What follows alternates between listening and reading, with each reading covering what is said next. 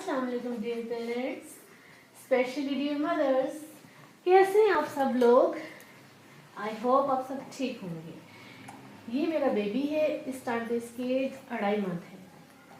ये C section से पैदा हुआ है, यानी कि ऑपरेशन से सीजरियन था, जिसकी वजह से अक्सर बच्चों में इस तरह जो बच्चे सी सेक्शन से जो बच्चे पैदा होते हैं उनमें ये गैस की ट्रबल पेट में हो जाती है अक्सर बच्चों। शुरू में मुझे समझ ही नहीं आती थी और ये अक्सर बहुत रोता था, बहुत डिस्टर्ब होता था और इसकी वजह से मैं डिस्टर्ब हो जाती थी कि क्या है। फिर मुझे महसूस हुआ, पता चला कि इसके पेट में गैस हो जाती है हवा, जिसकी वजह से इसको पेन होती है और ये बहुत तकलीफ में होता है।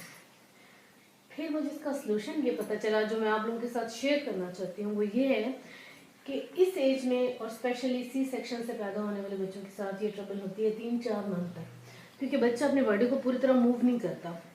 जब तक ये पूरी तरह अपनी बॉडी को मूव करने के काबिल हो जाता, हाथ पाँव मारने के काबिल हो जाता, तब तक इसको ये प्रॉब्लम रह सकती है और मेजॉरिटी बच्चों में ये प्रॉब्लम होती है। इसलिए इसका एक सलूशन एक्सरसाइज है। अब आपको मैं बताती हूँ एक्सरसाइज कैसे कर रही है।